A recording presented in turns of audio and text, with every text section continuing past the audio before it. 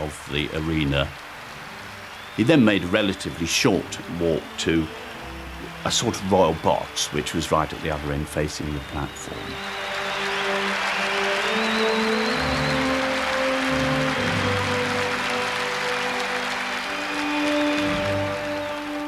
I was personally horrified at the way the presentation overrode what could have been a substantial event in terms of illustrating support in a literal rally of confidence for the last week. And the things that horrified me was the Californian, the Los Angeles presentation, as though we were on a film set, and the way in which the shadow cabinet were presented on the platform as the government of the country. They were grave errors of presentation.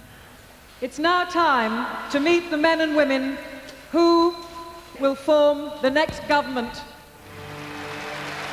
Labour Chancellor of the Exchequer, John Smith. And now, it is time for the next Prime Minister, Neil Kinnock.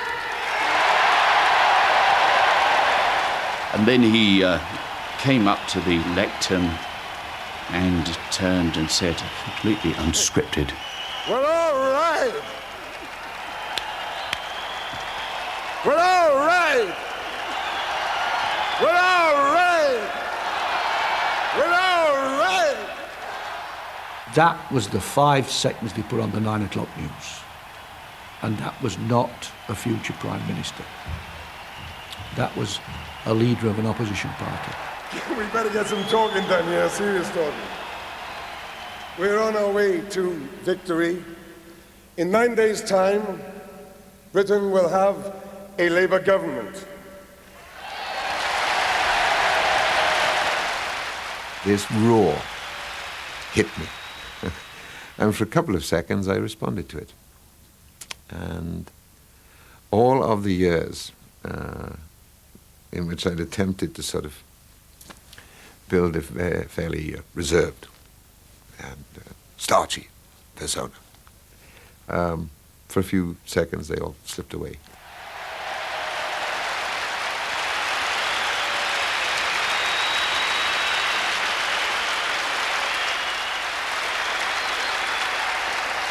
I think that, you know, I've actually said before that I love Neil Kinnock, but I also saw his shortcomings, and I saw them through my own eyes because I think they are the shortcomings that I would have if I was in that job. And they were the shortcomings about a kind of very ordinary guy with very ordinary instincts that hadn't really been tamed, if you like, even by all the political advisors. So on occasions like that, there was always the chance that he would do something that the average football supporter would do. And he did it. And he did it more than once. And people used to go, "Oh my God, no, Neil, you haven't done that again." Thank you all for coming tonight and helping to make this a truly memorable occasion. Had Neil been able to follow his own instincts, had he not been surrounded more closely with people who were telling him different things, I think he would have been able to respond more easily to what was happening outside. What they failed to grasp is that it is the root feeling that you touch when you're out there as a politician that got you in the job in the first place that makes the difference between success and failure. Even John Major in 1992 on his soapbox being ridiculed understood that. Can you hear? Don't let the people who take to the streets. The contrast between the grandeur of the Sheffield rally and John Major's street campaign could not have been more marked. Labour, the party of the masses, found itself fighting a Conservative leader who made the most of being a man of the people. I think that the 92 election campaign was doomed from the start. I remember in my constituency, which is a safe Labour seat, the through roads from the suburbs and from Cheshire being lined with huge posters which said nothing but "you can't trust Labour." And I thought, what a stupid poster, and why are they wasting all that money on that? It was the cleverest political poster that there's been for very many years, because what it was doing was drawing on an emotion which was present in the minds of a great many people. We didn't lose that election because of Kinnock, and we didn't lose that election because of the Sheffield Rally, and we didn't lose that election because of tax. Kinnock, the Sheffield Rally, and tax were all outward symbols of you can't trust Labour, and that's why we lost.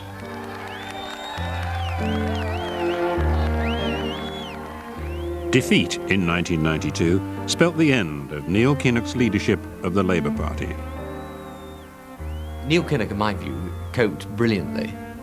There was all the same nonsense about, you know, it's an elite running the party, he's too authoritarian.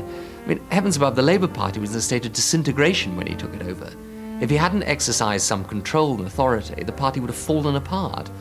And you know, most ordinary Labour Party members, most Labour voters want a party that is properly led.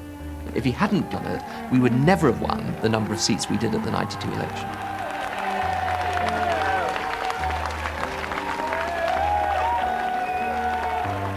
I naturally feel a strong sense of disappointment. Not for myself, for I am fortunate, very fortunate in my personal life.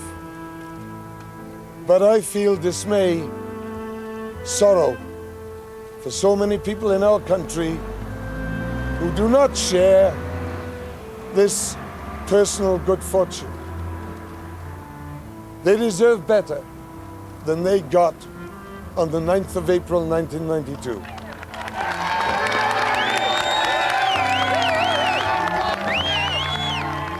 Do you intend to stay on as party leader, Mr. Kinnock? I accepted blame because I was to blame. I don't think you can lead a party to 2 successive electoral defeats and consider yourself to be free of blame. That's not even grown up.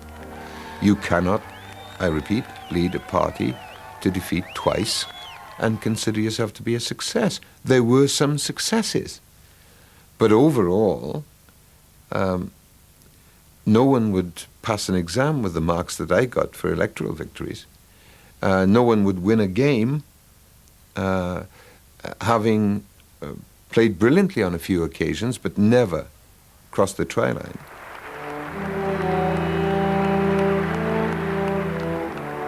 Sure enough, John Smith, the Scottish lawyer and favoured candidate of Labour's old guard, inherited the crown. Backed by the trade unions, the bandwagon in his favour was unstoppable. He clearly was not a Kinnock person, and indeed there were those who wanted him to replace Neil before the 1992 election, thinking perhaps rightly that we might have had a better chance. But he was part of that era. We were all part of that era, and he was part of that too. John Smith had suffered a severe heart attack in 1989. In the years that followed, he worked hard to maintain his health. I suppose the really almost comic side of it was the constant struggle over his weight. This became a matter of some public interest as well at various times. I mean, John was someone who ate heartily, always had, and he was built a bit like a barrel, and that caused some problems. And I think probably more difficult for him than anything else was putting that problem behind him.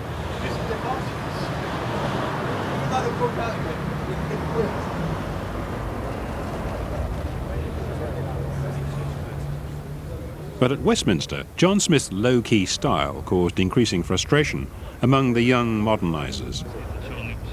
One MP described the party as sleepwalking into the next election. It's, I think, fairly obvious now that there were people around in the shadow cabinet who, had they been in the leadership at the time, would have done things differently. And we made some suggestions to John about how he should operate, but he took a different view. Hello, how are you? I'm Peter Mandelson, standing for Labour, for Parliament, for the town. How are you? Right, it's a bit cold. Peter Mandelson, a keen moderniser, had left his job as Director of Communications to become an MP in 1992. Hello, Adam. How are you going to vote, Adam? He's a Labour man. Look at that smile. He saw me and there's a broad smile. His communication skills and exploitation